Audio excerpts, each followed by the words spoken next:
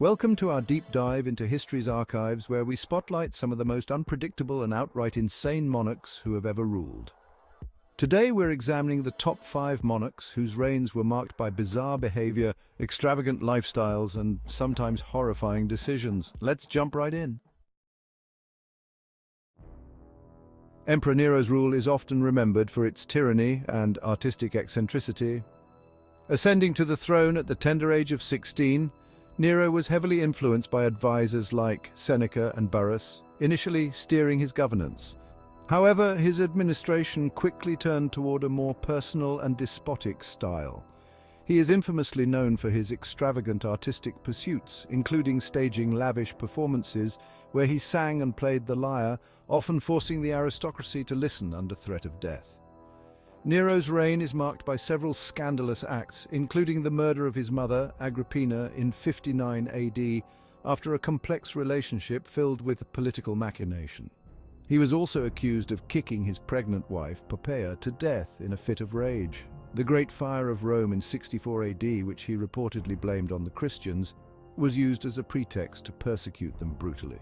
His final years were characterized by growing opposition from the Senate and the military, leading to his eventual downfall and suicide in 68 AD under the pressure of a revolt. Ivan IV, known as Ivan the Terrible, was the first Tsar of all Russia, and is remembered for his paradoxical personality, both a capable yet cruel leader. His reign saw significant expansions and the establishment of a centralized Russian state, but his methods were often ruthlessly efficient. His establishment of the oprichnina, a state policy that divided the country where he ruled directly with his personal guard, led to a reign of terror against the nobility whom he suspected of disloyalty.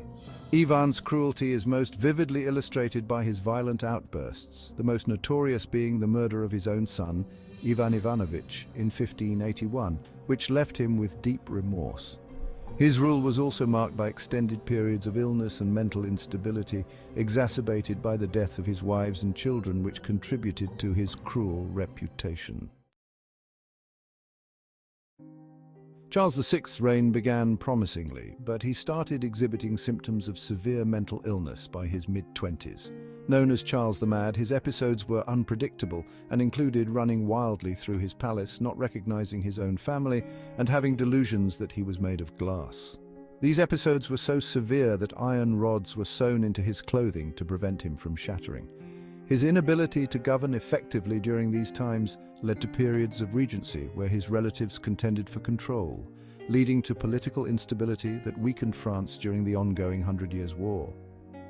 The disorder within the monarchy contributed to the country's vulnerability to internal and external conflicts.